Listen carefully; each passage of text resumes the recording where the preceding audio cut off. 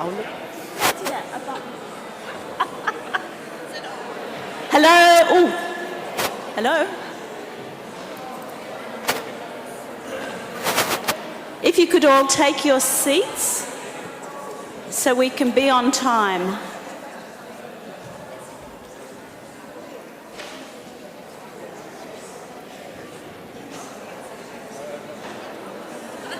It's all right, I'll run with that for questions.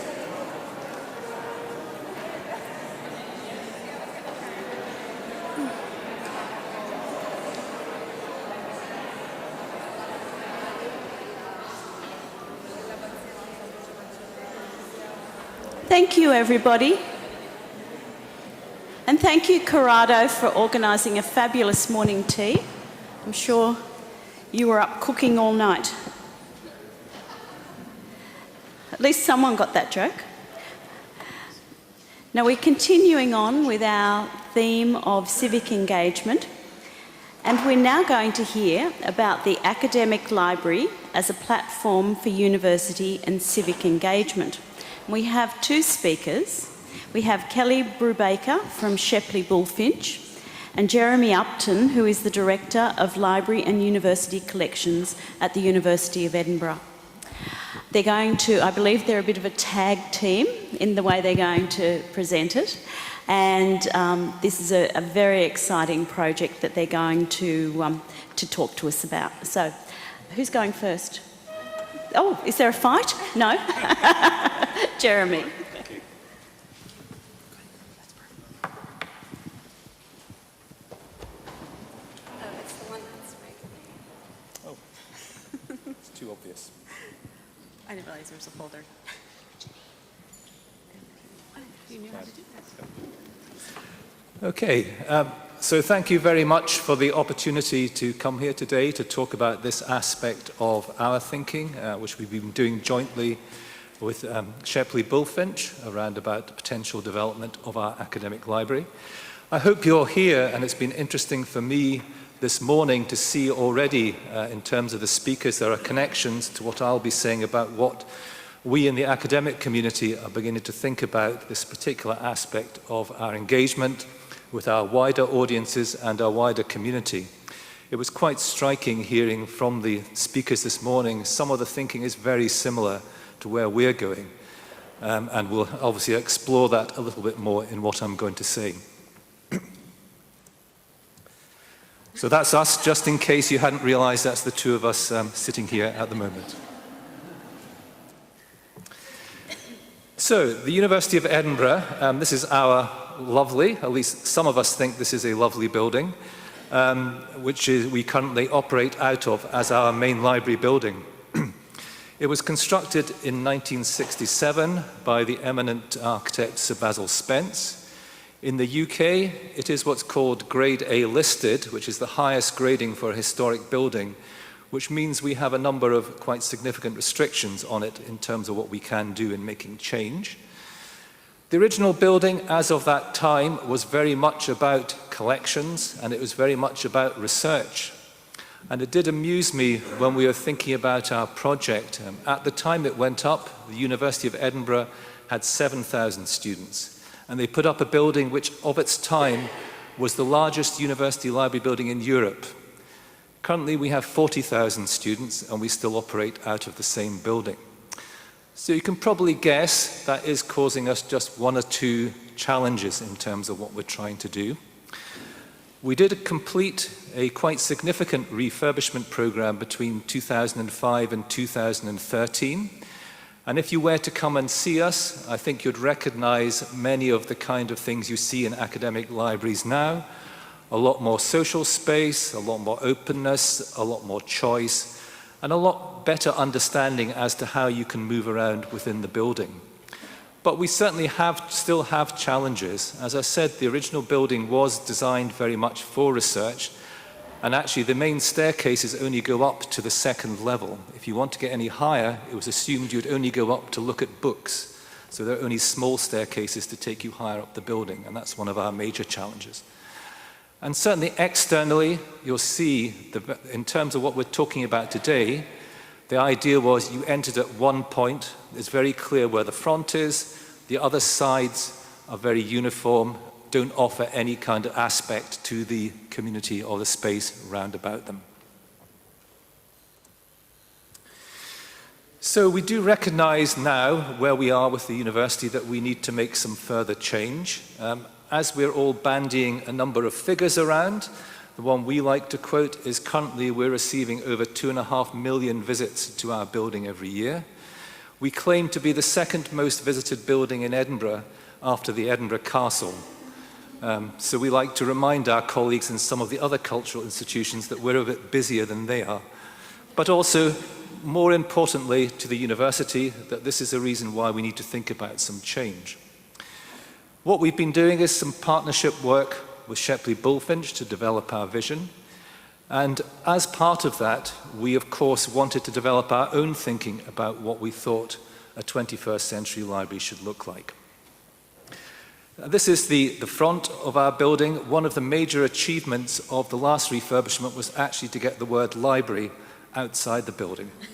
The previous one had no indication that this was actually a library building, which reinforces that idea of what the 60s design was trying to say. It's a hallowed place you enter, you get that sense of awe as you come in and get wowed by what you see. But this is our first step towards trying to say we want to be more public, we want to be more open, we actually want people to come in and physically use the space. So we had a bit of fun round about thinking of our vision. This illustration, I couldn't resist putting it up, is apparently what the Chicago Sunday Telegraph Tribune thought, I think, back in the 30s, that the libraries of the 1980s would look like. So plenty of technology in there. So some of the things will be familiar to what we're beginning to see, but maybe not all of them. So we did have an opportunity to explore some of these issues, and it was interesting for us. Two things came out of that which I think are relevant to our discussion today. In our vision statement, we certainly felt that in terms of opening ourselves up, there's much more we want to do with our heritage collections, our cultural items, to make those more open and accessible. But we also picked up quite clearly that we, as a university library, want to be much more welcoming and open to our wider community. And that means the community in the city of Edinburgh, and also beyond that in the UK and abroad. And this is something key we picked up, and as I'll say in a moment, why we're doing this, partly because the university itself is going to use this kind of language. It is interesting, in the UK we had an event for university libraries about 4 weeks ago, and one of my colleagues, Philip here from Bristol, was there, and one of the main kind of themes coming through is that university libraries are now thinking much more in their design about how quite a large amount of their space can be focused on being more community facing. I'm sure Philip won't mind me mentioning, if you go onto the website for their project, one of the first things they say is that they're looking to deliver a building which relates to their community and says how the university is relating to the local city in which they're based. So this is something we are beginning to see in the UK. So, of course, being a university library, in terms of thinking about what we need to do and what we need to focus on, we need to respond to what the university is telling us, what it sees as its priority. The University of Edinburgh, we acquired a new principal just over 18 months ago, Sir Peter Matheson, and it was quite clear that his vision was that the university itself should become much more open, should be thinking much more about what is our role within our local community and what is our role within wider society. One of the phrases he likes to quote at us when we go to meetings with him is, he's not so interested as at Edinburgh, or what we do for the 50% of people in the UK who are already connected to universities. He wants to know what we do for the 50% who currently don't feel any connection to the university. So this is a real challenge which we are now faced, and quite rightly we feel within the library and within our buildings, it's something we should respond to. And we're beginning to think about this through our partnership work. So a couple of quotes from our newish university strategy. This is going to be, I think, officially launched in a couple of weeks' time. You'll see there's this phrase about a deep allegiance to our city. The University of Edinburgh actually is originally, from the 17th, is a civic university. We were founded by the city of Edinburgh. But I think if we're being honest, we perhaps haven't supported that kind of relationship perhaps as strongly as we might have done in the past. And we absolutely recognize this is something we need to do more of. And a lot of very large initiatives are now taking place with the city and the university working together. And as you can see, in terms of what the principal is keen for us or the university to look like in the future, it's all about opportunities of partnership with friends, neighbours and supporters, about co-curation. It's about creating spaces where we can work together. And again, it was interesting to hear that kind of language being used this morning when we heard some of the presentations. And just to think more generally about why perhaps we're beginning to think about this as a library community. And of course, I was sitting down doing this, it made me aware that actually across all the work we're currently doing, the whole concept of openness is now much more there.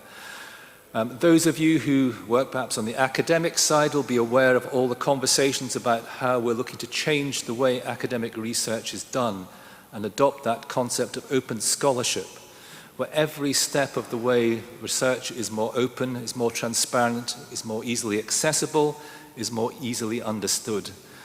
Those of you who are working with open access, and particularly in Europe, will be in a way very familiar with all the talk around about Plan S, trying to make publications more open as a sign of things becoming more open. And again, certainly in our institution, open data, and even our own collections, we've made a decision that where possible, all our digital images are now open to the public. We don't close them. So logic is there. Why should we make our library buildings so closed? Shouldn't we be thinking about how we can make our spaces, alongside everything else we do, far more open and transparent to our community?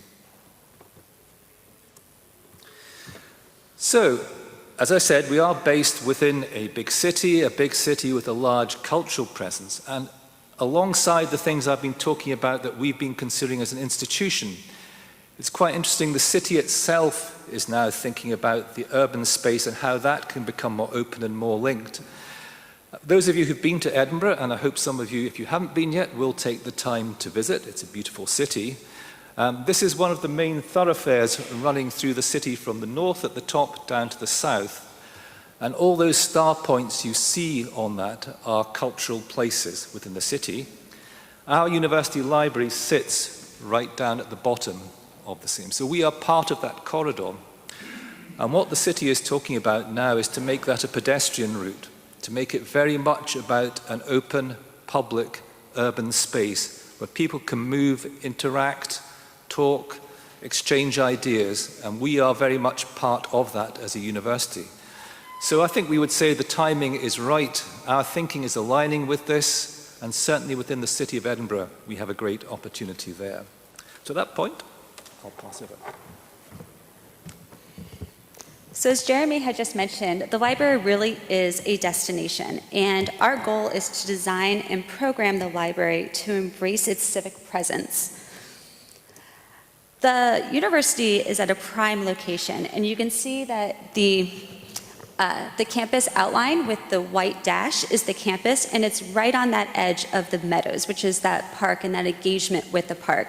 The yellow circle, or the white circle with the yellow outline, that is the actual library. And so it's important to understand that as the campus has grown and the student population has increased, the students have actually been moving south of the meadows. And so it's become even more important to understand that connection and that circulation paths both with the student and the academic side, plus the public as they move to the library space.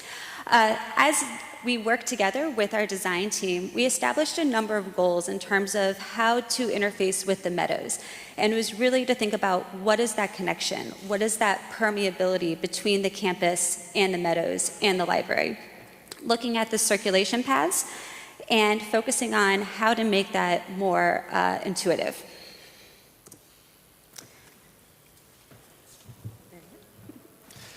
Okay, before we move on to a little bit more detail of the interior, I just wanted to pick up on that idea about openness and us looking to see how we can make our library more of an open cultural space. A number of reasons why we are keen to do that. Certainly, there is an element of competition amongst universities, and one of the things we want to talk about to our students who may come here is you will enjoy the unique Edinburgh experience, something you'll get in Edinburgh which you can't get anywhere else. And clearly what we say is that the collections we have are unique to us, and by being with us, you will have a chance to see them. To be honest, at the moment, you don't really get an awful lot of opportunity to see them, so this is a missed opportunity. And through our building, we want to make that more transparent. Just for information, the illustration on the side there is the enrollment card which Charles Darwin signed when he was at the University of Edinburgh. So that is one of our unique items and one of our treasures. We also hear a lot from our students that they sometimes don't, because of our size, don't feel terribly connected to the place. They can get a bit lost. And one thing we think we can do to help to make them feel grounded is to make them more aware of our heritage, that what is it that they're joining, what is it that they're becoming part of, and how they will then become history, part of that history themselves as time moves forward. And we think we can do that through our collections and also our historic building. And clearly we also feel that the objects themselves can help to create a space that inspires. I remember working on an earlier library project at one of my other institutions, and this was the first thing an academic said to me that they wanted from their library. You can do all these things, but fundamentally I want a space that inspires me, that helps me to work, that helps me to come up with ideas and do that. So we think by introducing more of these elements into the building, we can help to do that.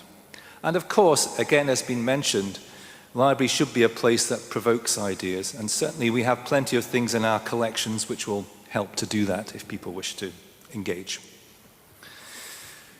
So in terms of our activities, it is about the student. It's about we're keen to see students working more with our objects, and fundamentally we say one of our strap lines is that we have lots of stuff. There is an opportunity for them to do more with all these things.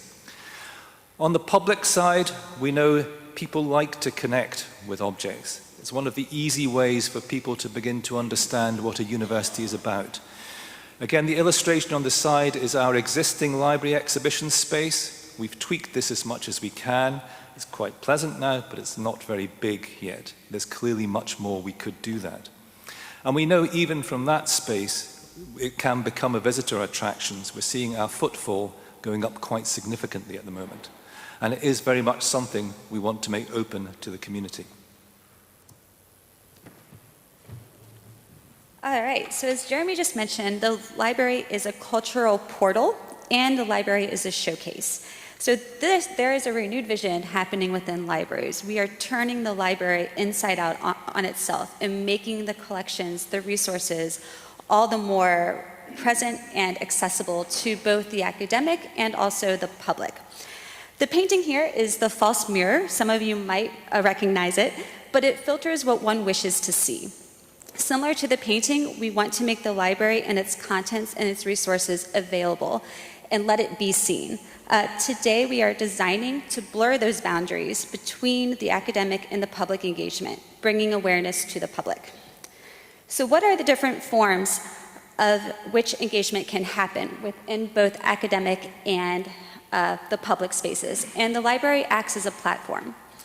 The library needs to be visible, it needs to be accessible, it needs to create social interactions, and it all while leveraging the physical and virtual collections and spaces. So how do we make the library more visible? Through engagement. Here's a few examples of how you can work with both the technology side, the digital, and the actual the artifact itself. The image on the left is at the Virginia Commonwealth University, where the technology became part of the building. The display became part of the building. And so it's on a main corridor in an urban environment, and it really draws the public in to actually work and engage with the actual artifacts itself, as well as leveraging both technology and the physical aspect of it and using the artifact as a teaching resource. as well as starting to interact with staff and cultural engagement, interacting with the materials itself, or if you're using it as a prototype as to understand what the historical significance is. So we're going to walk you through the patron experience as we are thinking in terms of the library at the University of Edinburgh. So just to give you a sense of where we are on the site, again, the outline is the library space. And you can see that it faces George Square at the north, where Jeremy had mentioned earlier that that's that entry point into the library space. The backside faces the meadows, that nice green park, where it's actually turning its back on the meadows, where you have service and parking. So how can we make this more accessible? What could we do? We are charged with having a renovation and expansion of the library. And so as you can see, we really wanted to create a more fluid, permeable library space connecting George Square to the meadows. Here you can see those yellow dashed circles. Those are points of engagement with collections or resources along the path between the meadows to George Square. And here is just, as we're going to show you some imagery of what we are thinking conceptually. We're in the very early design stages, so this is our thinking today. But as you can see, you're moving through the meadows, which is on the right, up and through the library to George Square, along those points of engagement with different types of collections, displays, and then as you want to have a more intense engagement with the collections, you move up into the existing library to where Special Collections lives. So here is the entry point from the meadows. It really starts to engage and have that indoor-outdoor experience, and you can see the displays from the meadows and really draws you into the space. Once you enter, you are engaging with a number of displays, and these are more the digital side, having technology more on the public face, and then having the artifacts more on the academic space. There's also a forum space to really provide a number of events and engagement activities where you can have both academia and public within a certain zone. As you move up the forum stairs, you start to see the existing library, and all these different resources become more accessible and visible. The view that you're seeing on the second floor above, that's the makerspace. Currently, their makerspace is hidden a little bit behind closed doors, and so how can we make that more visible and accessible to the students and the public? You can also start to see some display cases of the actual artifacts that are typically hidden away up in the Special Collections area. We brought those down to really draw you through the library space. The Center for Heritage Collection, as Jeremy had mentioned, this is a listed project, and so there are many elements that we are challenged where we can't take away, we have to keep in place. A lot of this is this wood that you're seeing, this main stair that takes you from the entry level to the next floor. And so what we started to identify is this is a cultural portal area where you can engage with the artifacts, you can engage with displays, and yet you can do it from outside security line or with inside security and then move yourself up through the library. And this is taken from the entry point of George Square, where it's more of the academic entry today. It might change in the future as we have that new entry along the meadows, but you can see the light, the visibility, access to that green space. That's really important. So if we flip you around and we go from George Square back into the main library space, into the expansion, you can see again we have display cases that really pull you through. And again, that natural light and that element of seeing the meadows in that green space is really drawing you through the library. As you come through the portal into the expansion, so on the right you can see more of that, the existing library, and you can see access to that indoor-outdoor connection again, as well as to the displays that are on that lower floor entry. It's really important we have a number of programmatic elements that include a cafe, exhibits, entrepreneurship spaces, all within sight lines from this point. And we call this the connector. This is a stair that brings you all the way through and is the connector between the existing library and the new expansion. Here again, you have access and visibility to the makerspace just to the right. You see the display and presentations happening within the forum space, and then you also see the research happening above. And then ending off here with the reading room, which really brings it back to the patron experience and about what are the main goals of the academic library. And it's to create a space for students to conduct research and to study. And so here is just the grand reading room on the upper floor of the space. So thinking about in terms of how you can implement these ideas into your library, some key takeaways. One is, what is unique about your library? Do you have a unique collection that you want to showcase? Create a variety of spaces that provide different levels of engagement. As we mentioned, we have both the physical engagement as well as with technology, and those sight lines and visibility that really connects you between the spaces. 3, emphasize the visibility and accessibility. 4, create partnerships. And it's really important to create partnerships both with the academic side and the community side. And so think about where do you have those opportunities within your library. 5, embrace innovations in technology. I know some are a little worried, is technology a fad? Do we have the right infrastructure in place? Embrace it, challenge it, and really start to implement it into your spaces. And 6 is to showcase the content, both within the research that's happening within your libraries, but also within your unique collection. And that is it. Any questions?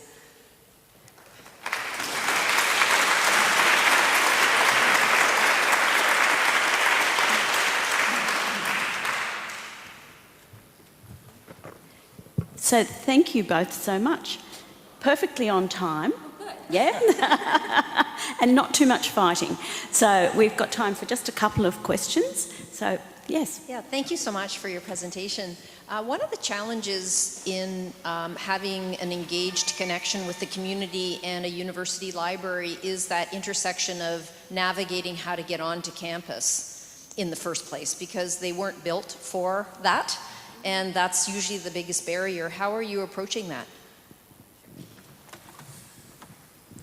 Yeah, okay, certainly we recognize that. I suppose the easy answer for me is to say that we're quite lucky. As you'll see from the illustration, one of the aspects of the building does face into one of the big public spaces of the city of Edinburgh, that large park, the Meadows, and that actually gives us that opportunity to do that. And I suppose also because we are fortunate that the campus, that particular campus in Edinburgh, is quite central. And it does have a lot of civic type activity, as you'll have seen from the map surrounding that. So I suppose my answer is we think we can do that because of our location, but I do accept your point, having been to other institutions, that can then be more of a challenge. You are left with the situation you have in terms of location. Do you want to?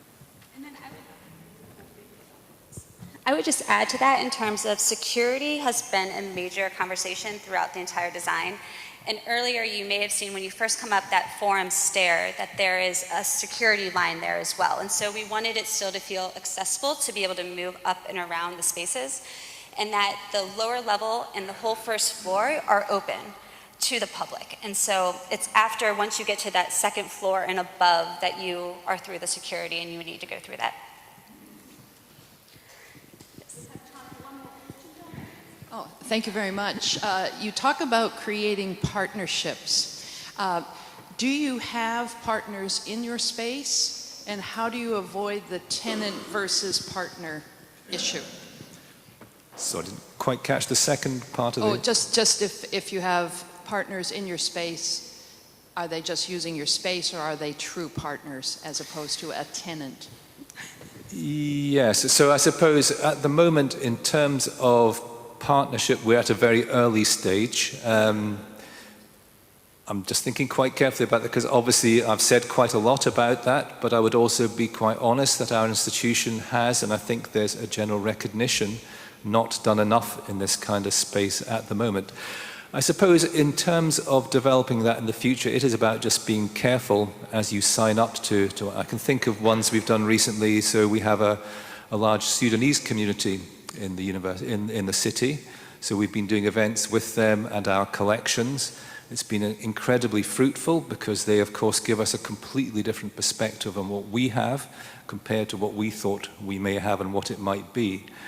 But that's one where I can see it's both good for the community, but it's also been extremely good for us, particularly as we begin to explore issues around about diversity, how we describe our collections. So it's about choosing those, being very careful to choose those where you know you can get something back which is in line with what you're trying to achieve. Thank you. Everybody, please join with me in thanking Kelly and Jeremy. They will be here, so you can capture them over lunch when we're on the terrace and ask them more questions, but we look forward to seeing the outcomes of your work there. And I think it will be a trip to Edinburgh for us all, maybe on our way to Dublin for IFLA 2020. So please join with me in thanking them.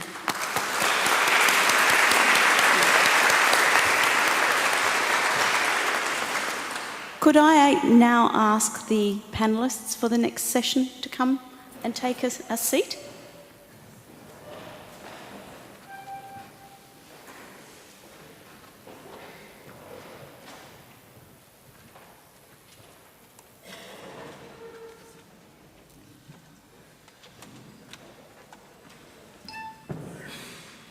Am I saying the right word? Corrado, I need you. What does that word mean?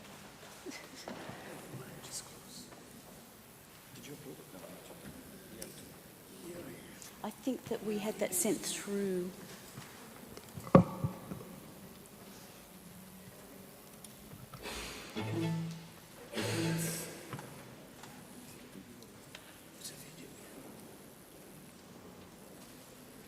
Just talk amongst yourselves quietly for a minute.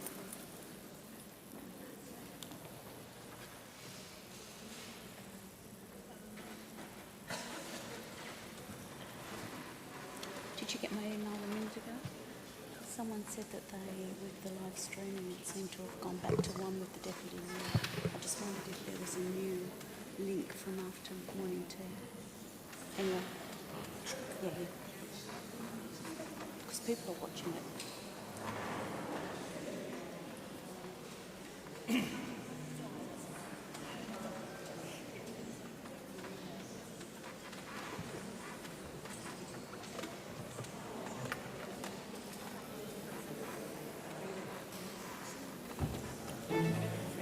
Now the PowerPoints are up. So where do I start? Please, if I may. I'll go back. Thank you. Okay, now, this one. Yeah. It's actually big. That's why it's in. That's why it's in Finnish. Oh no, Norwegian. So, thank you everybody. And welcome to our round table on the IFLA Systematic Public Library of the Year Award. And we have this morning drawn together a panel of experts and or people whose libraries have featured in the IFLA Public Library of the Year Awards. So I'm going to give you, first of all, a little bit of background around the awards, and then I'll pass over to our individual panellists to give you a perspective on different aspects. Just, as I said, a very short history. So they were originally conceived by the Danish Agency for Culture, actually the Danish Agency for Culture and Palaces, which we quite liked as a name, in conjunction with their model program for public libraries. And if you don't know the model program for public libraries, it's an online tool that helps you if you in the planning for a new public library or for a refurbishment or a renovation. And they were first awarded at the 2014 IFLA World Library and Information Congress in Lyon, France. IFLA was invited to be a partner in those awards, and it was a very tight time frame in that initial year. And the three partners that came on board with the Danish agency was the Public Libraries Standing Committee, Metropolitan Libraries, and Library Buildings and Equipment. The original sponsor was the architectural firm Schmidt Hammer Larsen, and the first winner was Craigieburn Library in suburban Melbourne, Australia. And a lot of people, including me, an Australian, who was on the panel that judged that library, said, "Where?" We had a really big field in that first year. It was fantastic because we didn't have a big lead-in time.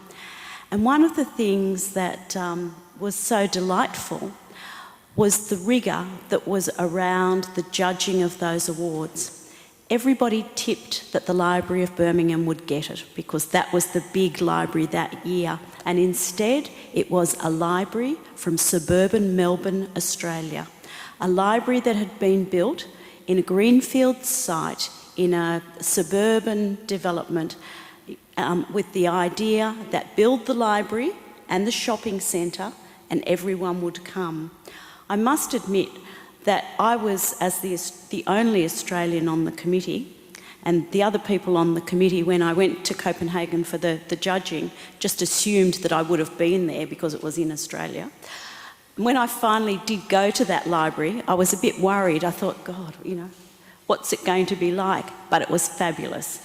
And it demonstrated to me that any library can win. It's not necessarily the biggest and the flashiest, and every library has got a story.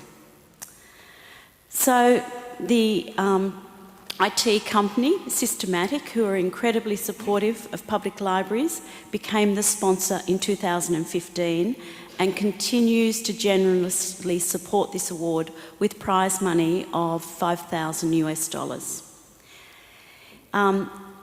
Those of us who work in the area call it Plotty rather than the Public Library of the Year Awards.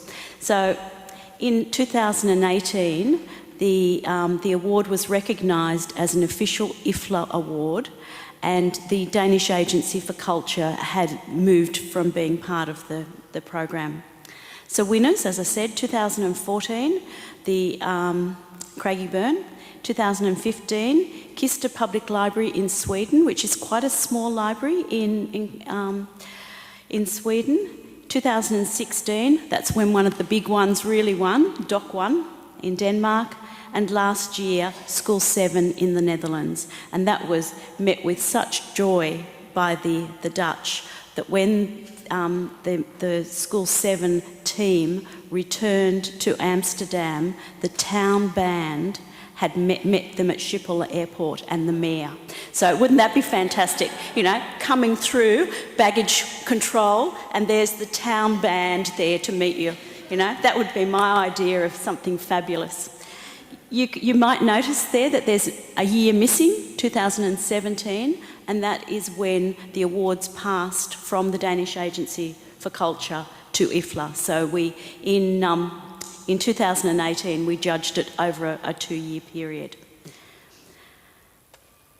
So I'm now going to invite one of the jury members, Lenki Indegard from Bergen in Norway, and she's going to tell you about the judging process because we want you to be assured that it is totally above board and very rigorous. So, Lenki.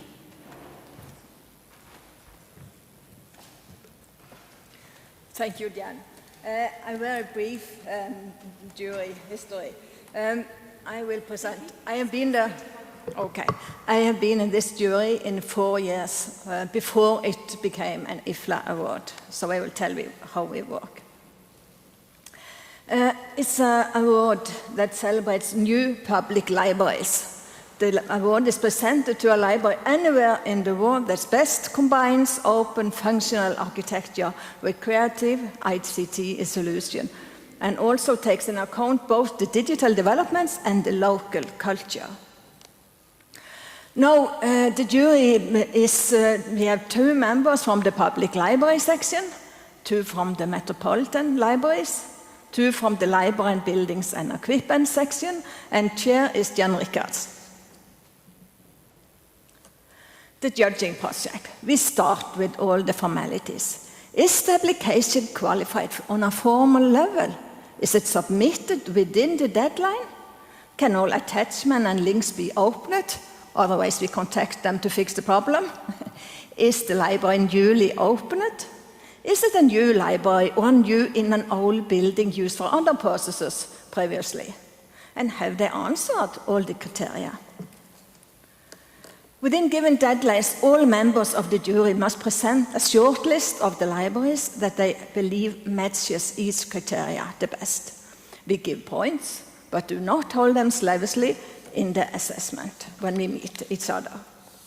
And the criteria is interaction with the surroundings and local culture, the architectural quality, flexibility, sustainability, a learning space, and digitization. What matters most? It matters that the application is well written with good answer to the question in each category. The drawings and pictures show interaction between building and content, and the applicant must make it probable that the library will be able to deliver the services described in the text.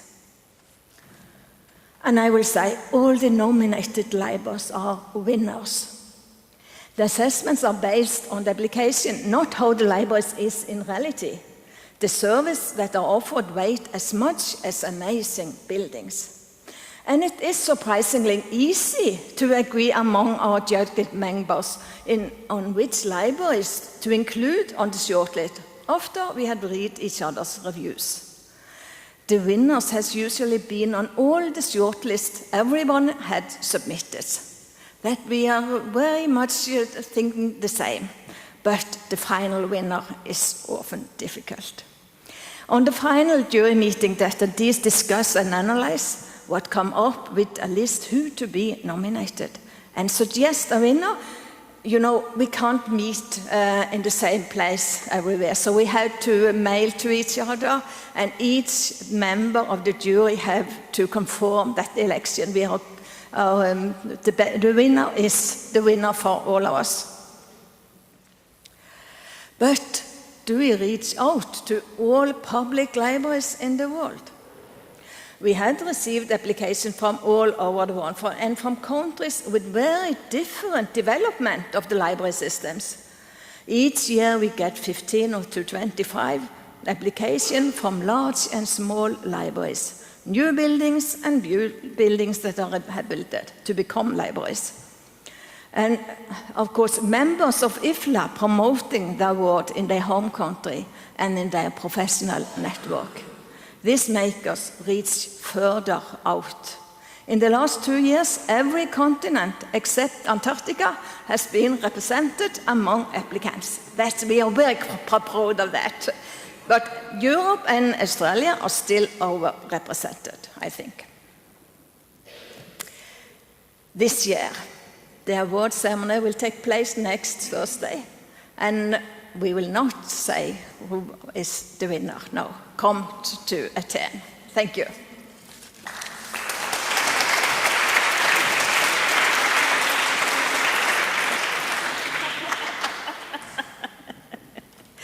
I just asked Lakney if she liked my inclusion of except Antarctica, because living, in the southern hemisphere and close to Antarctica, we don't like it to be excluded when we're talking about the continents of the world. Now, as has been explained, the jury comprises representatives of all of the 3 standing committees who are involved. But we're very lucky in that through Library Buildings and Equipment, we have Santi Romero, who is also an architect, and he is the head of the Library Architecture Unit with Barcelona. And so he brings a totally different perspective to our discussions. We do have ours isn't an architectural award, it is an award that is much more holistic about a library. It's about what it looks like and how it works. Architecture is incredibly important, but it's also about how well the library works as a library. And in the last couple of years, we've had quite a lot of discussions about what actually comprises a library, what is a library. Some of the applications that we are getting make us question, you know, where does it fit in the scheme of things. But Santi's going to give us an architect's perspective, and he's going to particularly focus, I think, on some of the nominations for this year. So I posed a question to Santi, and his response now is going to form his presentation. And the question to him was, as an architect who has been part of the jury for the last 2 years of the award, what is your opinion of the award itself, and how do you think the criteria related to architectural quality should be assessed? Looking forward to your answer. So, yeah? This. Yes. No. Do you want to, is it in there again? This. Yep.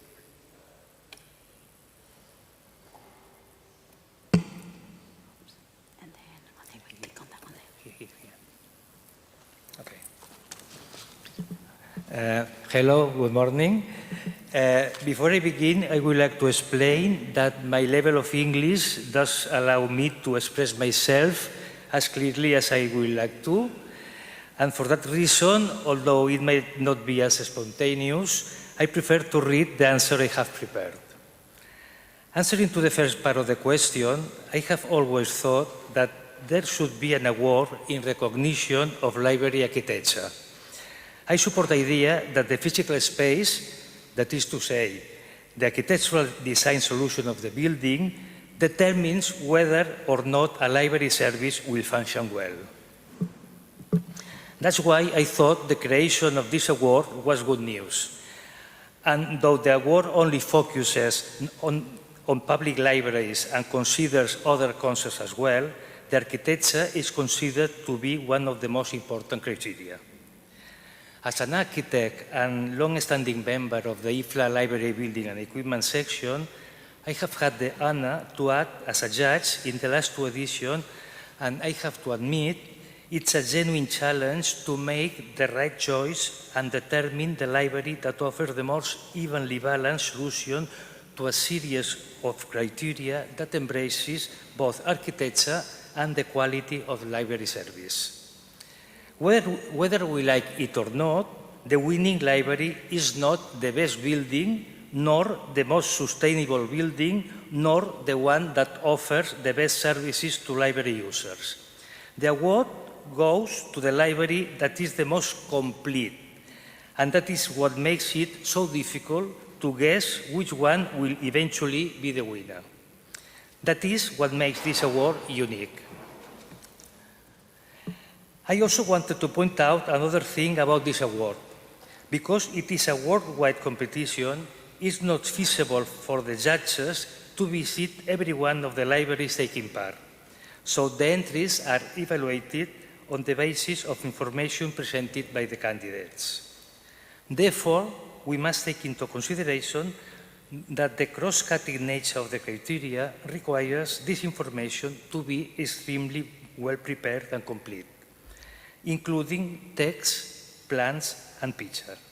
For example, if we are to assess the architectural quality and flexibility of a library, we must see the distribution plans of both the building and the furniture, as well as photographs.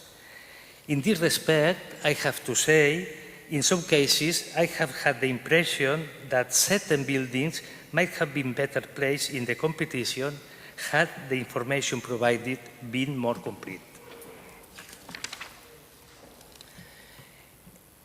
In terms of the criteria related to architectural quality, I will comment on some of the factors that, in my opinion, must be analyzed in any assessment of the proposals.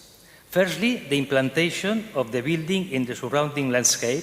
In other words, how the building is situated on the land, its volumetric impact, its external image, the relationship between the exterior and the interior of the library, etc. The spatial organization must also be considered. A well-organized library is, first of all, easy to understand. This means that for the entrance, the library user should have a visual perception of the whole library. Functional. That is to say that the library can easily perform the functions for which it was designed. Pleasant to move around and come across information. Easy to use, accessible with no architectural barriers, and well organized with respect with furniture.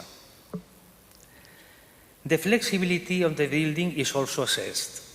Flexibility is a very broad concept which incorporates many things and can be applied at different levels. Generally speaking, a flexible library will have open plan floors with no changes of level, air conditioning and artificial lighting independent of the furniture, a network of easily modifiable cable-feed installations, and adaptable and movable furniture. Another important factor is sustainability and maintenance. The building must be sustainable, that is to say, the architecture must be adapted to the surrounding landscape using local building materials, and the building must consume little energy. It must also be easy to maintain. In other words, the flooring and windows should be easy to clean, the materials used should be durable and easy to replace, etc. The comfort and interior atmosphere of the library also have to be analyzed.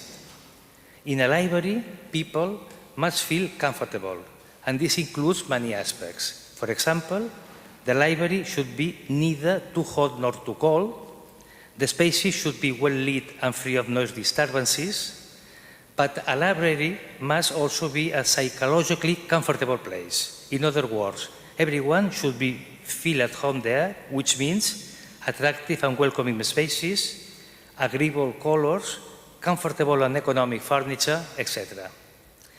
And last but not least comes architectural quality, a difficult concept to explain. Architectural quality will stand the test of time, and it requires a certain knowledge of architecture to be able to appreciate. In my opinion, architectural quality is the balanced and intelligent combination of many very varied ingredients. In other words, it can be said to be the feeling transmitted by the building in addition to all the criteria already mentioned having been met. I will now discuss the most outstanding architectural feature of the 4 finalists proposed. I will present them in the order in which they appear in the nomination announcement. The first one is the Green Square Library and Plaza in Australia. It's very interesting how the architect have implanted the building in the surrounding landscape in such a way that, though the library is relatively large, the volumetric impact is highly respectful of the surrounding urban environment. What can be seen is a plaza with 4 separate elements: a circular sunken garden, amphitheater-style steps descending to the lower level, and 2 transparent volumes with minimal visual impact. As for the spatial organization, what particularly stands out is the element of surprise. You enter the library via a large volume reminiscent of an open mouth inviting you to go in, and then find yourself in an underground space you could not have imagined, set beneath the plaza, but at the same time filled with natural light. In terms of flexibility, it's viewed positively the fact that the library occupies an open, easily modifiable space, and also the fact that the spaces in the rectangular tower can be used independently according to the needs of the community. The library's comfort and interior atmosphere can be appreciated from the photographs, which show friendly, welcoming spaces well suited to the function of a public library. And if we add the feeling transmitted by the building to the combination of features I have already described, I think this library does indeed have architectural quality and deserves to be among the finalists for the award. The second finalist is the Bibliotheek Local in the Netherlands. This proposal is completely different to the previous one in that it is a restoration of an existing building. The implantation of the building in the surrounding landscape, therefore, is not considered in this case. What did draw my attention were the contrast between the austere appearance of the exterior, which doesn't appear to have incorporated a single element that hints at the new function of the building, and the visual richness of the interior of the building. Spatial organization and flexibility are two values that enjoy a very close connection in this case. The interior is entirely open plan, which immediately makes anything possible. The different areas can be configured with a relative freedom thanks to the furniture and a highly original system of curtains which act as movable walls. What's more, the user has a visual perception of the library as a whole, which makes the act of moving around the library an agreeable experience in itself. As for comfort and interior atmosphere, we can see from the images how such an enormous and impersonal space has been converted into a collection of very different spaces, all of which are welcoming and attractive. From the point of view of sustainability, two things stand out. On the one hand, it's viewed positively the library's response to the challenge of climate control of such a large volume based on the concept of heat the people, not the space. Sustainability is also appreciated in the desire to maintain elements characteristics of the original building, turning them into points of attraction where activities can take place. The third one is the Oodi of Helsinki Central Library in Finland. The most significant characteristic of this building is the implantation of the building in the surrounding landscape. The library occupies a privileged and symbolic position opposite Finland Parliament and has a powerful image that I imagine is intended to capture the attention of citizens. The exterior image of the Oodi Library reflects the spatial organization of the interior. If we look at the building, we see a solid volume with a kind of central opening in the shape of a bridge, tucked a little under the rest of the facade that clearly invites the visitor to enter. The upper story is made up of a collection of different side spaces for activities and where a visual relation with the exterior was not considered necessary. On top of the building, a civic plaza has been created, climatically isolated from the extreme Helsinki temperatures, but visually open. The library's flexibility is mainly demonstrated on the upper story, which is clearly focused on users making very free use of it and where it seems possible to change the configuration of any area according to the type of activity planned. The judges also valid the comfort and interior atmosphere of this space. It rarely acts like a civic plaza where it is surely easy to feel psychologically comfortable and protected. Particularly interesting is the combination of an undulating roof, which seems to act like a blanket to protect the people from the elements, and the transparent walls through which to contemplate the prodigious views of the city. In my opinion, this daring proposal leaves nobody indifferent and has indisputable architectural quality. Finally, I will show you the Turanga Christchurch Central Library in New Zealand. The implantation in the surrounding landscape of this library is, I think, more impactful. Although the building is situated at one corner of the plaza, its volumetry and external image manage to steal the spotlight from other existing buildings. On the other hand, the entrance floor is very transparent and becomes an extension of the plaza. In terms of spatial organization, the library is distributed over 5 floors, and to counter this, the architects have opted to situate terraces and staircases throughout the building's large central atrium.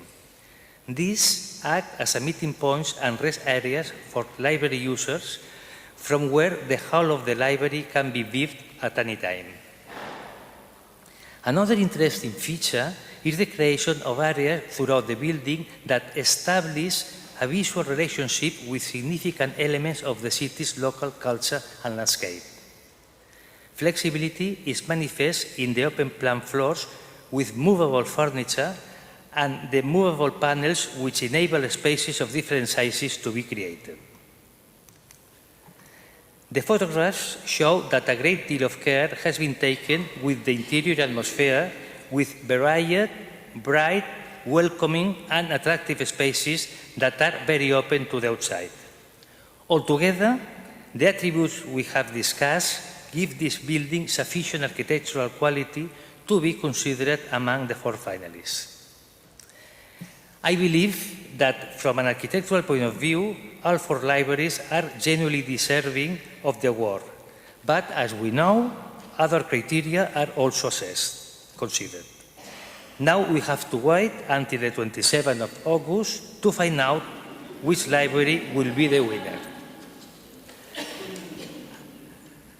And now allow me to bring my presentation to an end with a highly personal opinion. I think that it's very important that the panel of judges always includes an architect.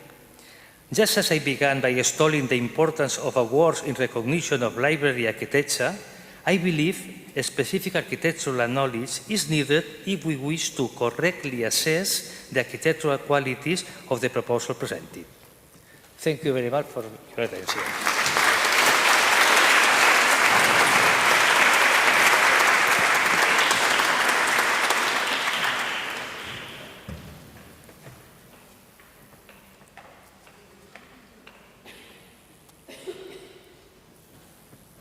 Do you think Santi was trying to get himself a job for life on the panel? Long after he leaves library buildings and equipment, he could be the permanent architect on the Public Library of the Year Awards.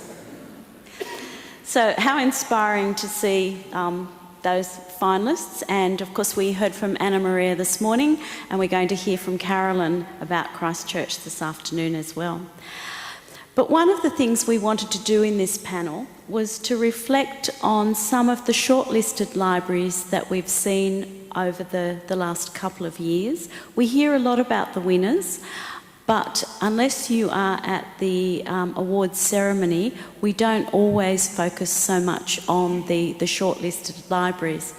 And as both Santi and Lekni have mentioned, it is a really hard choice because there are such wonderful libraries being built with such passion. And so today we're going to hear from 2 of our shortlisted libraries from 2018. And first I'm going to invite Linko from Tampine's Regional Library in Singapore. Those of you who have been to Singapore, many of you would have been at the IFLA in Singapore a few years ago, know that they have fabulous libraries, and this library is no exception. And so I'm going to ask you to talk about it. Okay, good afternoon, everyone. I'm Lynn. I'm from Singapore. It's a really tiny nation. It's 700 square kilometers, and I just realized this morning it's smaller than the city of Rome. So, learn something new every day. Before I begin, could I just check, because the presentation I'm giving is a bit similar to the one given at the award ceremony last year. How many of you were there? Okay, then I probably won't skip as much. Okay, I'll show you a video, a very quick introduction of the library. We're very honored to be one of the finalists, and of course very sad we didn't win. Yeah.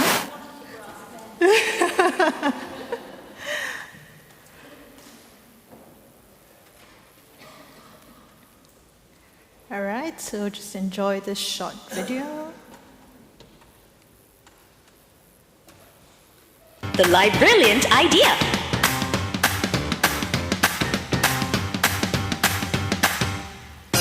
The Tampines Regional Library has just been reopened.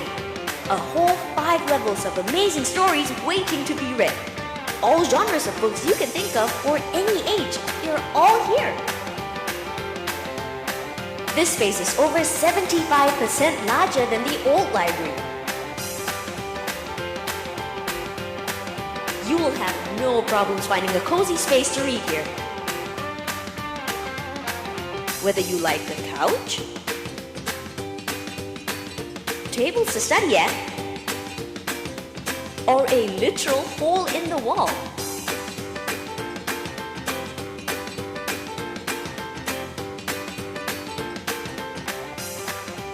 Each level has a unique look and feel.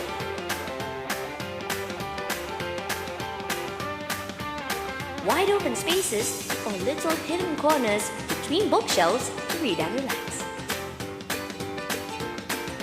The only problem will be trying to contain your excited squeals when you see this place.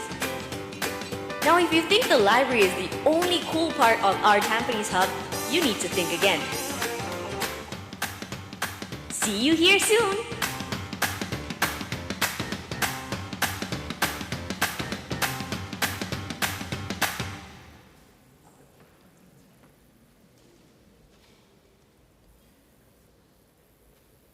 Okay, so now just bear with me for a little while I do a bit of a technical switch.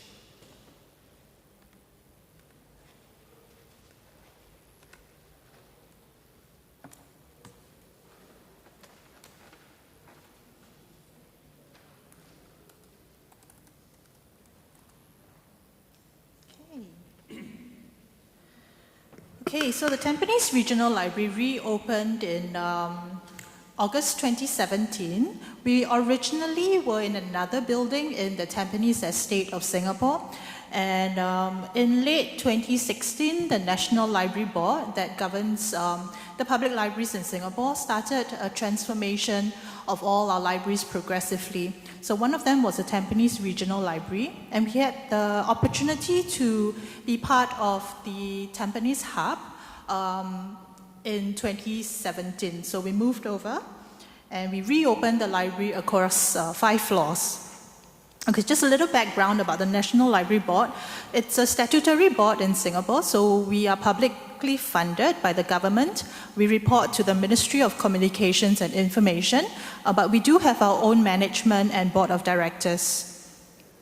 So National Library Board, or NLB for short, takes care of the public libraries, the National Library in Singapore, as well as the National Archives.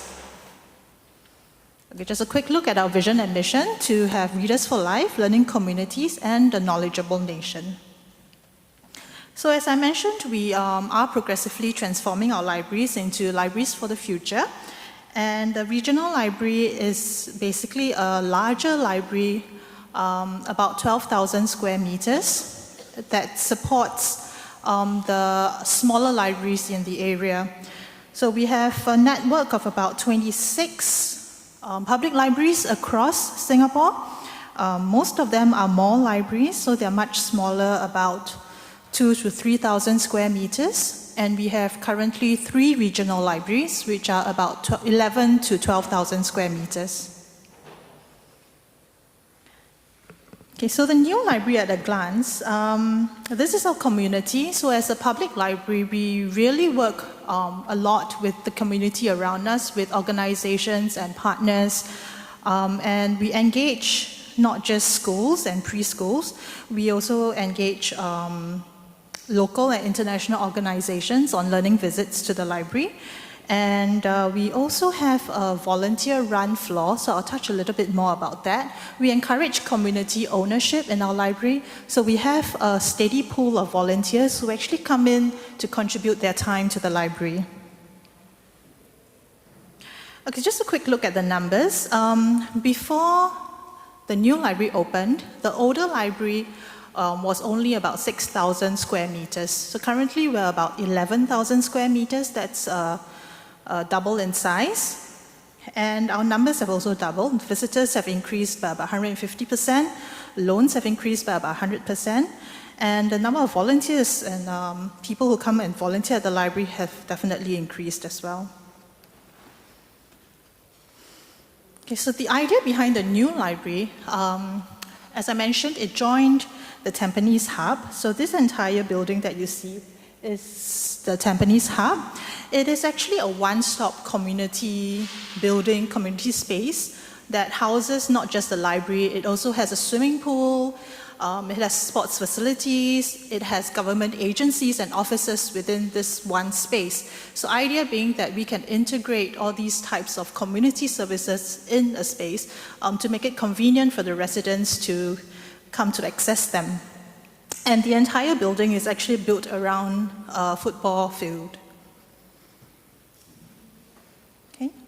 So residents in the east part of Singapore, where Tampines is located, can come to the library, can come to the hub, not just for the library, but to also experience other types of community spaces. Okay, this is just a quick look at the connections around the library. We are at the bottom of the building here, and this just across the street is the commercial and retail hub for the neighborhood. It's also closely linked to 2 metro stations and a bus interchange. Okay, before we moved the library and before we began planning the library, we also spoke to many of our users to see what it was that they needed, what were the expectations of a library of the future. And so we spoke to many of our patrons, many of our users of different age groups to find out what they needed, and then incorporated that into the new library. So just some of the major changes that we saw from the old library to the new library. Previously it was much smaller, so now with more space, we are now able to provide differentiated spaces for different age groups.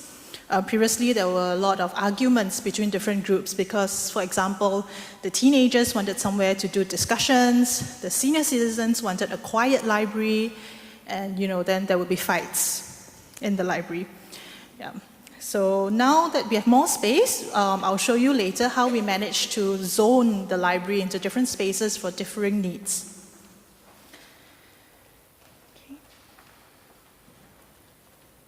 So what's new in the library? Of course, it's a much larger library. There are new differentiated spaces for all user segments. So we have spaces for early literacy libraries, so that's a space for young children and their parents. We have a space for teens and older children. We have a quiet reading floor for adults, as well as senior citizens. And we also have outdoor decks if you feel like you've had enough of air conditioning. Okay, there are also new collaborative learning types of spaces in the library. So we are trying to move away from the idea that libraries are just repositories for books. They're not just for books anymore. So when you come to the new library, you get to learn through different ways. You learn through borrowing our resources, but you can also learn through attending classes and workshops and programs that meet your interests and hobbies. Okay, they are also seamless. We're trying to make it also a lot more seamless for our users. So when they come in, navigation is key. The library goes across 5 floors, so it needs to be easy for people to find their way around the library without having to approach a staff for assistance. And again, community partnerships is key to us. So we build partnerships with the agencies in the rest of Tampines Hub, as well as other community partners. Okay, so just a quick look at how the library is zoned. The first floor is our entrance, so we have 2 entrances on the first floor, and that is just a general collection of magazines, CDs, and DVDs. And then we move up to the second floor, which is the early literacy library for young children families. And then the third floor is the young adult collection, as well as the junior collection, so that's for older children. The 4th floor is the adult non-fiction collection, workspaces, discussion areas, a quiet study lounge. And then the last floor, the topmost floor, is a senior-friendly space, which with our fiction collection and large print collection. So that's really more of a leisure reading space. So you might notice, as you move up the library, it just gets progressively quieter, and you get progressively older. Yeah. So that's how the library is designed and laid out.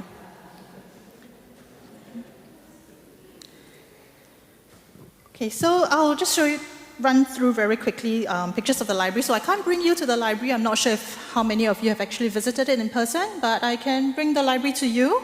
And then hopefully next time you're in Singapore, you can stop by and visit us. So this is just the two main entrances we have. And the first floor of the library, which is actually on the second floor of the hub. So that gets a bit confusing, but it has a great view of the stadium and the football field. So people can sit there and read, or they can watch a football game if it's happening. Okay, so more of the first floor of the library. There are different types of connections to different floors. There's a staircase, but if you don't want to walk, you can take the escalator or lift. And we do have digital directories on every floor. So that helps you to just navigate your way around the library. Okay, we have a culinary studio in the library where you can attend cooking classes.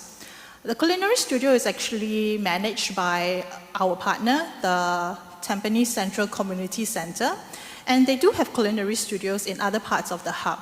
So the reason why we decided to co-locate this into the library is because we have a rich collection of culinary books.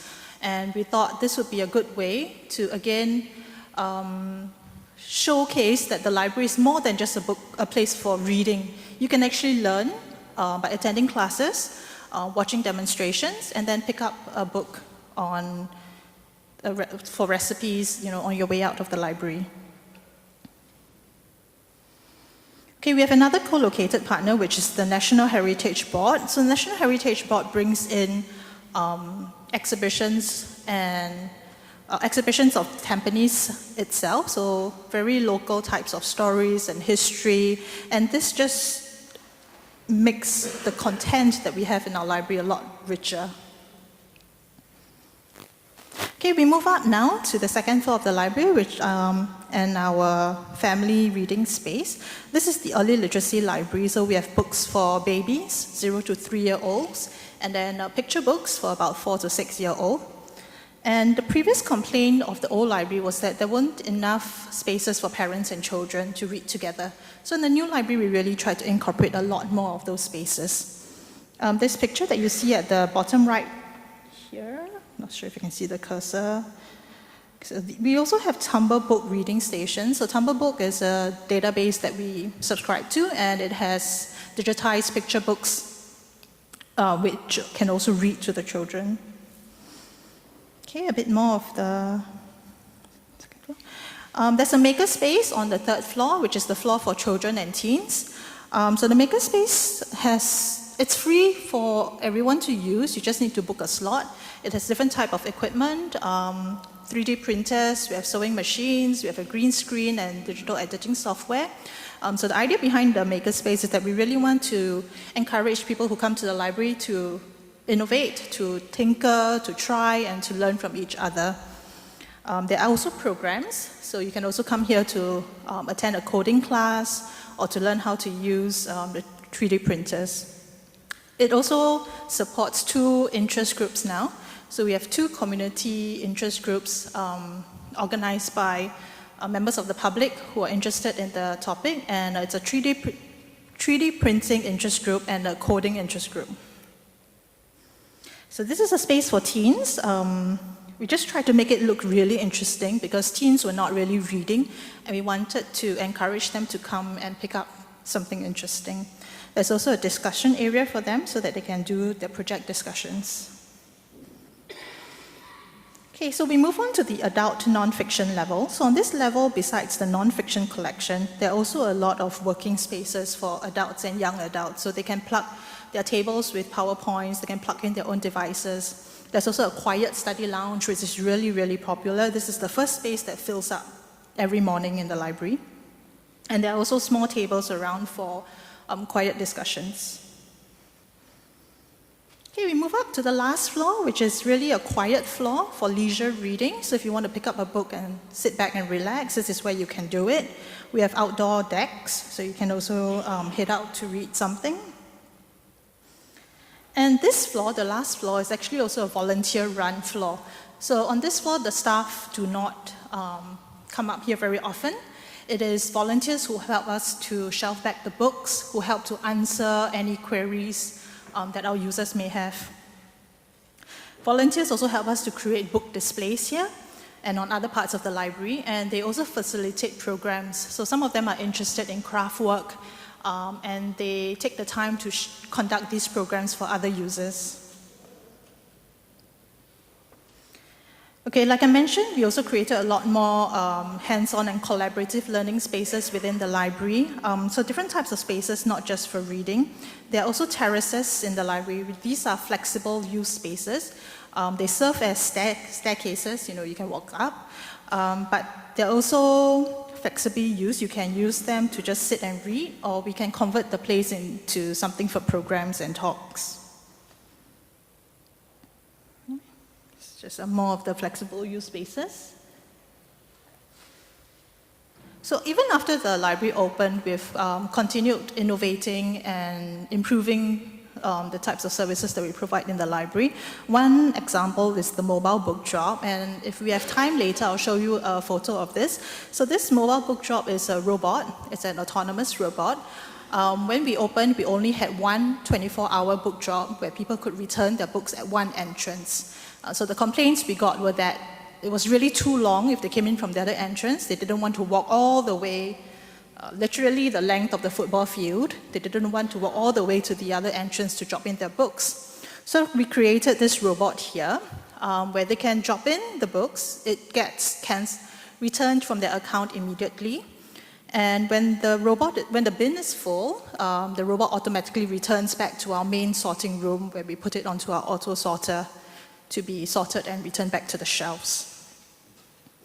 Okay, also we will be converting unused space in the library into an additional co-working space for adults. Okay, I'll just touch a little bit more on the community partnerships that we have. So like I mentioned, we work a lot with other co-located stakeholders in the library. We have lifelong learning programs like cooking classes conducted by the Tampines Central Community Centre, and local stories and heritage content by the National Heritage Board. We also work with partners like the Infocom Media Development Authority to bring in programs to the makerspace and to really ensure that our users and our residents are ready for a smart nation that we are building. Okay, so we also try to bring the library closer to the community, so that means stepping out of the library walls sometimes. And we have set up reading corners in the community. These are populated with books that are free for people to take. So they are pre-loved books from the library, and we put them up and other users can just take them. We also have digital screens, so these actually promote our e-read collections. You can borrow them using your mobile. We have a mobile app, so you can borrow them using the mobile app. And we also do community events. Okay, we also work with schools and organizations to inculcate reading. Preschools, we have a Read at School program where we work with schools and the teachers. And we have Read at Work, where we work with organizations, companies, to try and get their employees reading. And we introduce resources that are related to career skills, to their professional areas. Okay, like I mentioned also, we have our volunteers who come in to own the space. They conduct programs, do book displays, and they create learning communities in our libraries. Okay, thank you. So just show you.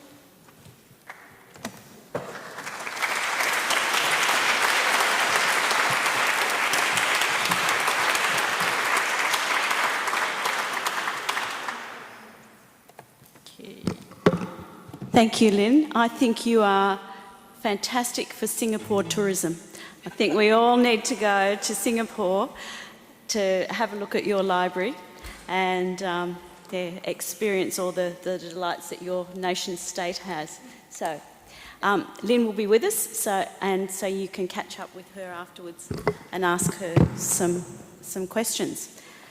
Now, our final speaker in this session, those of you who were in, where were we last year? Kuala Lumpur, at the awards may have heard, and that is Pierre-Andre Ruprecht from the Villa Lobos Park Library in Brazil. And Pierre made my heart stop on Monday, I think, when I had an email from him to say, Jan, I have gone to the airport and they will not let me on the plane. I am not going to come to Rome. And it was like, God, help me. And then by the time I got to Dubai, there was another email to say, Jan, it's all right, I'm coming. So he has come straight from the airport this morning, and he is going to tell us about his library in Brazil, which those of us who saw his presentation last year, it made us cry, because it is a real example of everything that the IFLA Systematic Public Library of the Year should be about, and it's about libraries making a difference in a community. And we know that, that Pierre and his colleagues have been having enormous problems in the last 12 months with funding, problems that so many of us, we think we have difficulties, but it's nothing compared to what they've been facing. So, Pierre, up here. And give him a clap for getting here. Thank you so much. Where is it? Here comes Corrado. Corrado to the rescue. I think it's yeah, it is right. Well, but I will not start with this. Okay. Which one is it?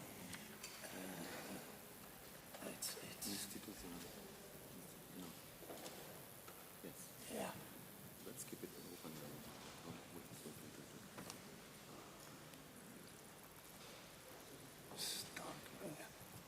Okay. So, good morning, all. First of all, excuse me for my English, and excuse me for all these comings and goings, and it was very, I'm actually thrilled to be here in such a nice place and among you to learn a little bit more about libraries.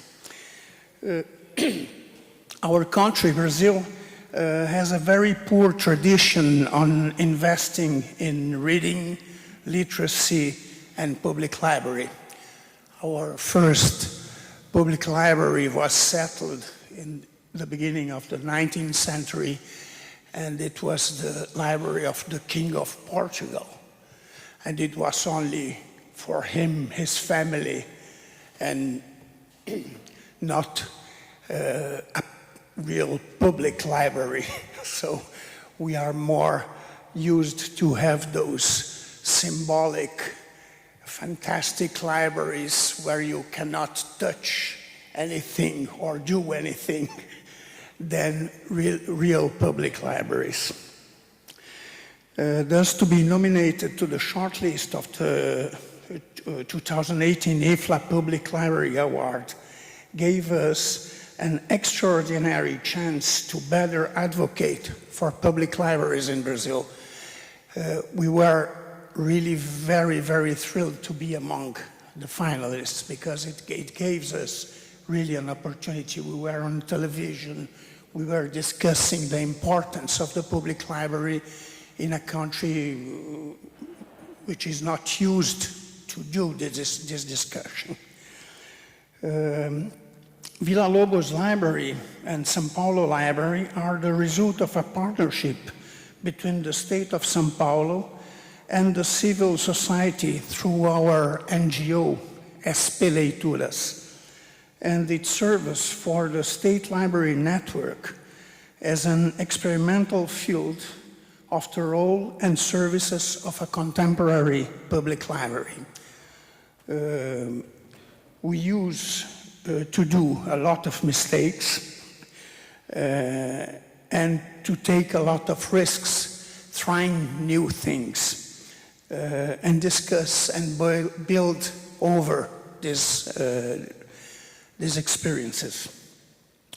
The challenge when we were building this library was to bring people who are not used to go to public libraries, to people that when thinks on a public library thinks, God forbid, this is not the place for me. So this was the challenge. The hallmark of the library is to attract new publics and as well as to promote diversity and plurality. The focus is, of course, on public and communities around the library, which means very concretely to recognize the people and their knowledge and to interact with them.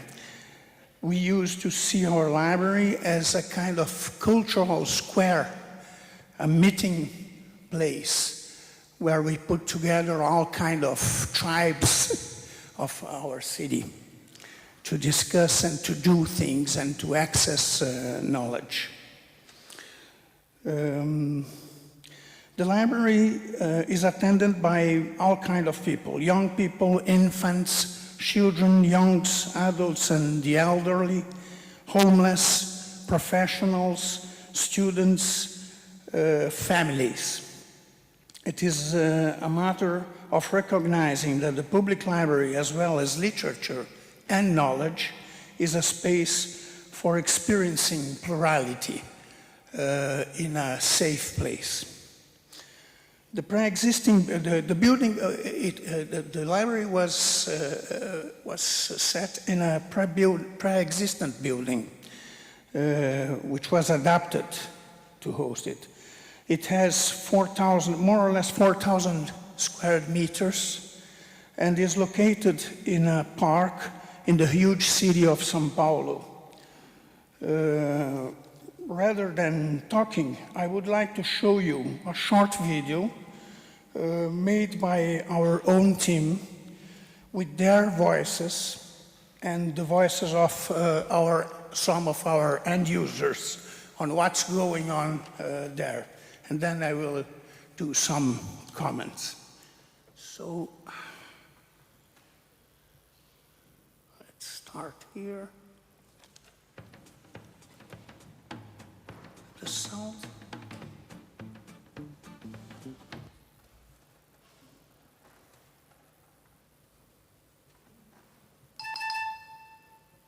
It's okay? It's too much? Yeah?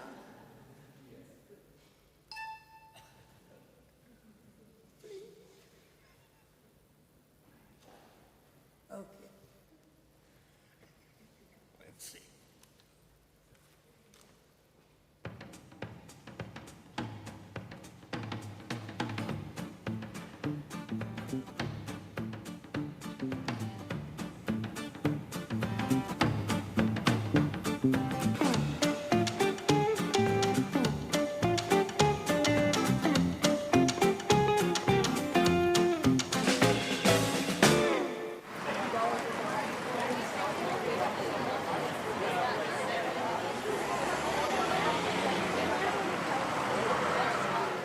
Existe lugar onde todos se encontram. Que lugar é esse? Esse sol é inspirador, né? A gente vem de peito aberto para cá. Agora achei um espaço que tem tudo a ver comigo. Eu me sinto livre. Ela tem a minha cara e eu tenho a cara dela. Me torna assim quase uma criança de 6 anos de idade. O ambiente é muito maravilhoso. Você vê um sonho plantado. Eu tenho direito a esse espaço. A tranquilidade que eu tenho aqui, eu não tenho em casa. Eu senti uma sensação boa, porque o lugar é muito bonito, né? Nessa cidade tão árida, aqui é um jardim. É o lugar do Jorge, da Regina e da Manu, do Daniel, da Iracema, do Ricardo, da Rosana, do Renan e seus amigos. E de quem vai chegar? Biblioteca Parque Vila Lobos.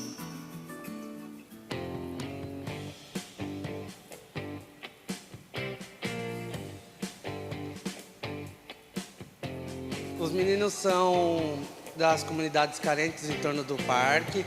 Eles gostam de vir à biblioteca por causa dos computadores, dos jogos e principalmente dessas atividades que a gente promove aqui na biblioteca. Eu gosto mais de mexer no computador, né? Que toda criança adora. Mas às vezes eu leio um livro. As pessoas, elas vêm de diversos contextos, né, e territórios, e elas entram aqui na biblioteca, um espaço que é livre, um espaço que é gratuito. Eu sinto que elas se sentem bem. Fiquei sabendo que tinha informática, o smartphone, que tinha yoga também. E aí comecei a fazer tudo. Como me aposentei, eu não quero ficar fora da aldeia global. Eu quero estar junto com o conhecimento, onde se produz conhecimento. E pensei que biblioteca é uma coisa essencial, como academia, né? Ter um espaço de coworking é fundamental, porque ele abre as portas e muito mais do que isso, ele traz esperança para as pessoas, né? E faz com que residentes e as pessoas que frequentam aqui possam contribuir para a sociedade de uma forma muito interessante. É uma biblioteca verdadeiramente pública para todas as pessoas, todas as idades, que saber não envolve só a leitura de livros, mas envolve também trabalhos compartilhados dessa proposta. E acho que aqui nada mais perfeito do que para desenvolver exatamente isso que eu tenho em mente. A biblioteca não é simplesmente uma porta que se abre, o expediente funciona, fechou e tal. Ela vai muito mais além, e sem muita palavra. Ela não precisa programar e distribuir folhetinho. Regras, a vivência que você está percebendo aqui. Eu acredito muito, muito na força da gente, enquanto população, enquanto povo, enquanto crianças, né? Meu pai do céu, eu me encanto com ela. E ver a criança aqui dentro, sabe, falar, oh meu Deus, eu tenho que acreditar.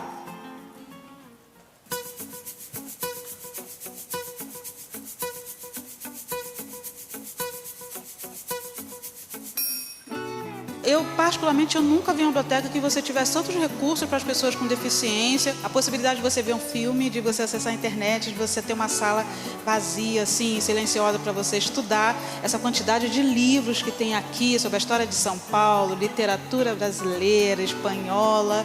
Então, eu fiquei fascinada. A biblioteca é um instrumento de lazer, contemporiza o grau de intelectualidade para todos os níveis de pessoas.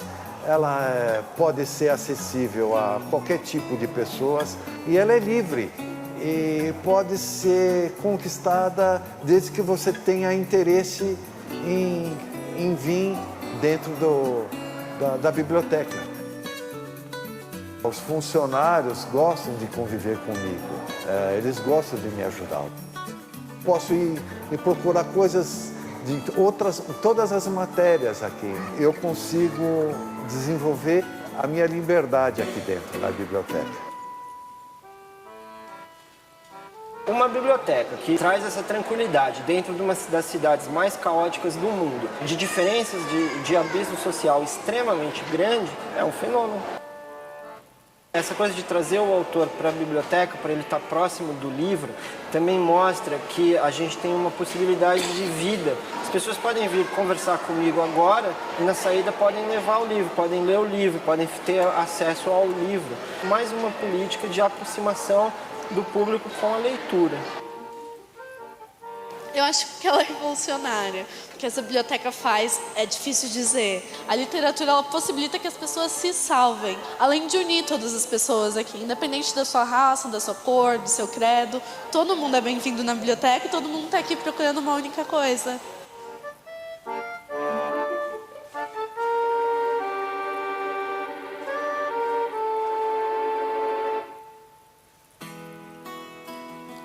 Houve um tempo em que essa área era um depósito de lixo, com famílias recolhendo entulho e embalagens. Muita gente lutou para que esse espaço desse lugar ao parque e, em seguida, a nossa biblioteca.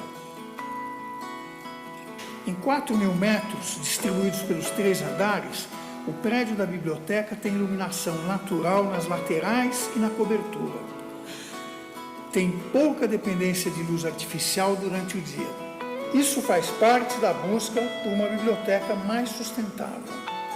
Anualmente, mais de 300.000 pessoas usufruem de todos os programas, atividades, serviços e do acervo da BVL.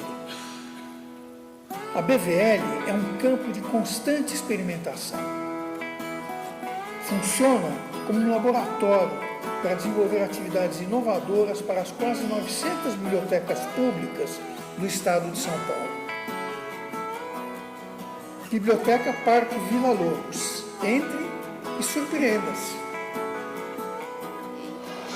Por isso que eu venho aqui sempre.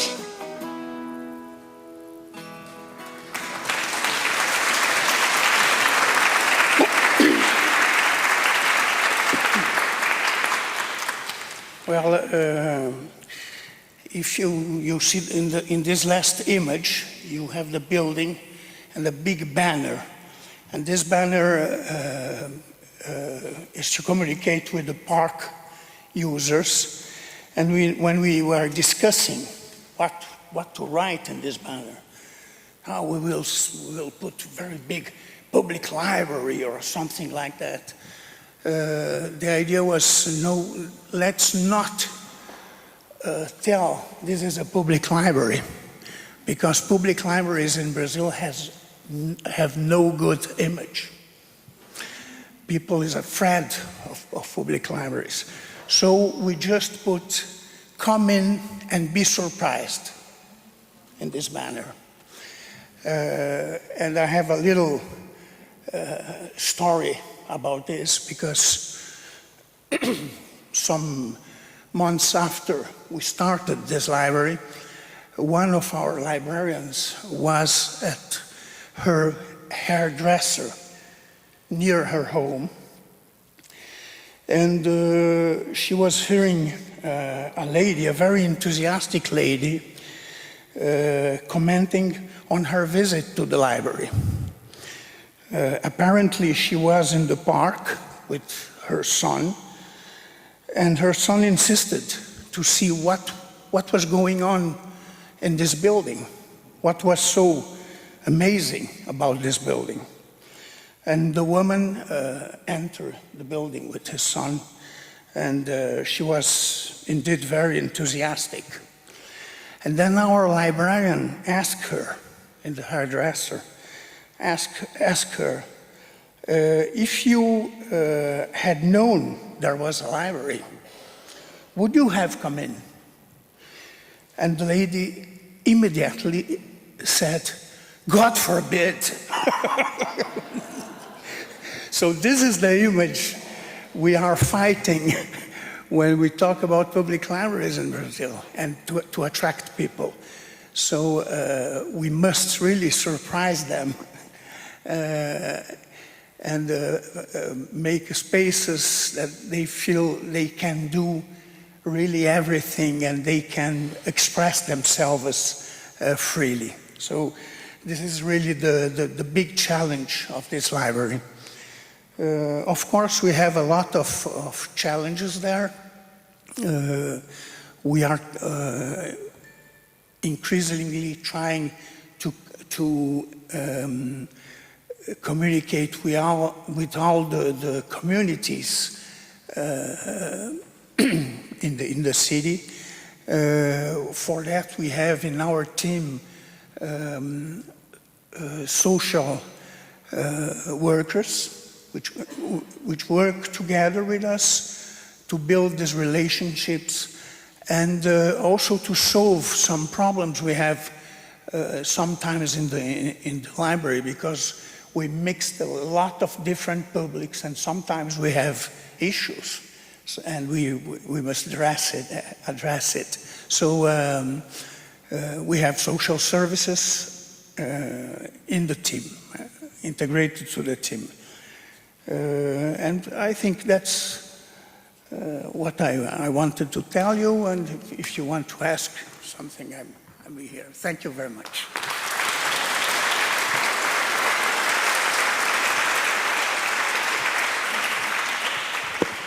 I think we have time for one question, or a couple of questions, but I'm very aware that lunch is ready as well. But I think those words on the outside of your building is something that public libraries, and not just public libraries, could use as, you know, our motto, come in, our marketing campaign, come in and be surprised, because how few people know what we have inside our doors. So, you know, we may be stealing that from you, but we've got a question from there.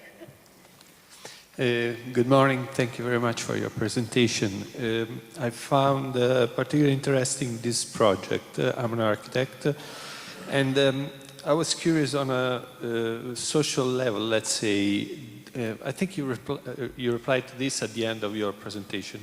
Do you have particular problems about vandalism inside the library, or do you solve this using these social services inside? No, vandalism, no. At the beginning, because we run two libraries, this one and São Paulo Public Library, which is run by the same concept. And at the beginning, we had some problems because this building was built as normally government likes to do it, which means normally you have a manager that says, well, we need a building here. And then they put the building, and then they start to think, well, what we will do with this building here? And then they decided, well, maybe we put here a library. And then they put a library, and then they go, well, now something is missing. Oh, yes, there is something like the public. Let's try to see where they are. So the first library was built like that. So of course, if you do this, you have vandalism, you have problems, because this is an invasion. You are invading an area, and you are not relating to the community. In this library, the problem was, we had no problem, because the approach was a little bit better than that. So it started somehow a sense of ownership by the citizens of the area. It's crucial. It's crucial. It's crucial, and the people must feel this is their library, and they can, and they are there not just as a public, but they are there to build it together. The programs, the collection, the building, everything. Thank you very much. We have one question, and then we must go to lunch. So, please. Thank you. I just want to thank you. And I think most of us realize that I'm from Mexico. Latin America is a different thing. You know, I do some consultancy work in the largest cultural center in Mexico, and we have a fantastic library.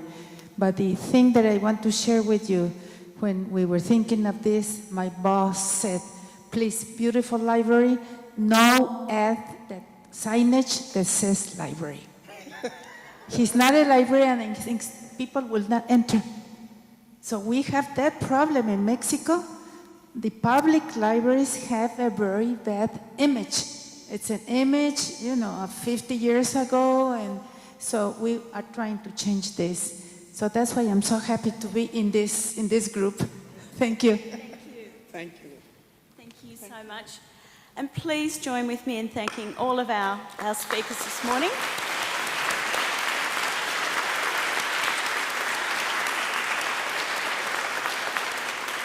So I will hand over to Diane for instructions as to where we go. We come with us, you'll be surprised.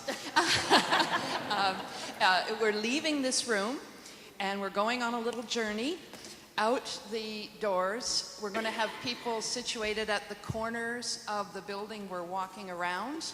So please follow us. If you could gather your goods and chattels. It is a hot lunch. They are preparing it now, and it will be ready when we get there at 1 o'clock. We do need to be back for 2 o'clock. So if we can all strike off together, I'm going to ask Janine and Karen to assist.